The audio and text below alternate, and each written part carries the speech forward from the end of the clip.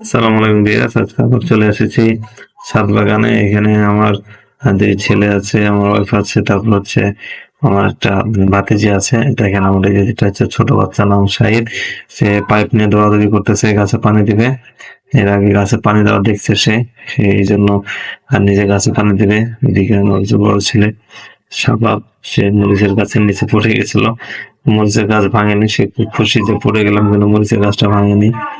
ওইদিকে ওই যে আমার আহ ওয়াইফ, সে তুলতেছে, উম, পুঁই শাক তুলতেছে। এদিকে শাবাব টমেটো খুঁজতেছে। এই যে নিচে বসে টমেটো খুঁজবে, পাচ্ছে না টমেটোটা। এখানে একটা পাকা টমেটো আছে, দেখতেছে পাকা টমেটোটা। পাকা টমেটো এই যে পেয়ে গেছে, পাকা টমেটো আমাকে দেখাচ্ছে এইটা নাকি। হ্যাঁ, আমি তো বললাম এইটা। এই যে তুলে ফেলছে টমেটোটা।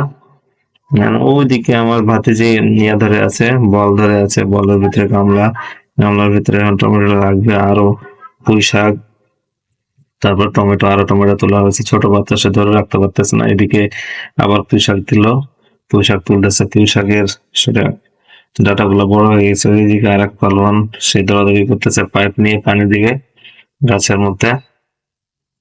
তাকে ডাকতেছে এদিকে আসার জন্য, এইদিকে গাছে পানি দেওয়ার জন্য।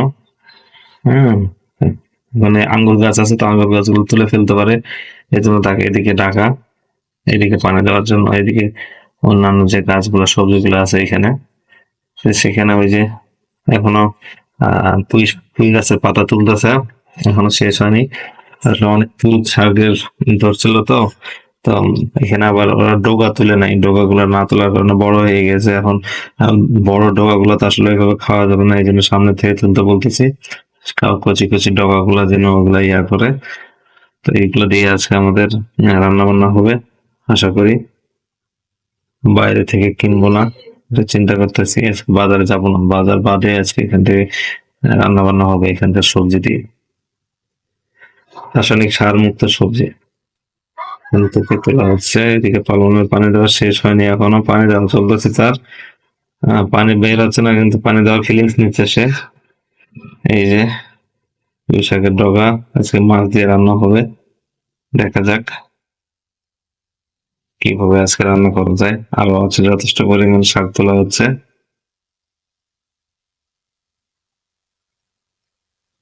এদিকে ছোট মেয়ের এখনো পানি দেওয়া হয়নি, পানি দেওয়া চলতেছে। সে পাইপ নিয়ে নাড়াচাড়া করতেছে, দেখা যাক তার কতক্ষণে পানি দেওয়া শেষ হয়। উম, পানি আসছে না, তাই আমাকে বারবার করে ডেকে বলতেছে পানি নাই, পানি নাই। হ্যাঁ, দেখতেছে পানি আসতেছে না কেন। নাই, পানি নাই। পানি নাই। হ্যাঁ, পানির দিকে লাইন বন্ধ করে দেওয়া হয়েছে, এই জন্য পানি আসতেছে না। আর এখানে এদের এই যে ধরে একটা কষ্ট হচ্ছে, দুজন মিলে ধরছে। এদিকে কি দেখাচ্ছে, ও এদিকে আইয়া ও ডালিমের গাছ লাগানো হয়েছে জিও ব্যাগের মধ্যে, এই জিও ব্যাগের ভিতরে ডালিমের গাছ দেখাচ্ছে। তারপর ওই যে সিম, সিম ওখানে ধরছে, সিমের গাছে সিম ধরার কারণে সে লাভ হচ্ছে। অনেকগুলো সিম ধরছে, অনেক সিম ধরছে গাছে। এইদিকে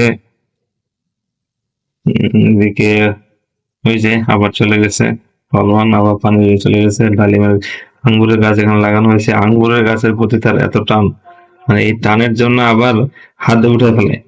এত ভালোবাসার টান আঙ্গুরের গাছ।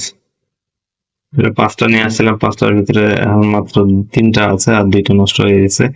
এই যে সিমের গাছ, এখানে সিম যথেষ্ট আসছে আলহামদুলিল্লাহ। ইনশাল্লাহ আশা করা যায় আরো পরিচর্যা নিলে ভালো সিম আসবে, দেখা যাক ইনশাল্লাহ।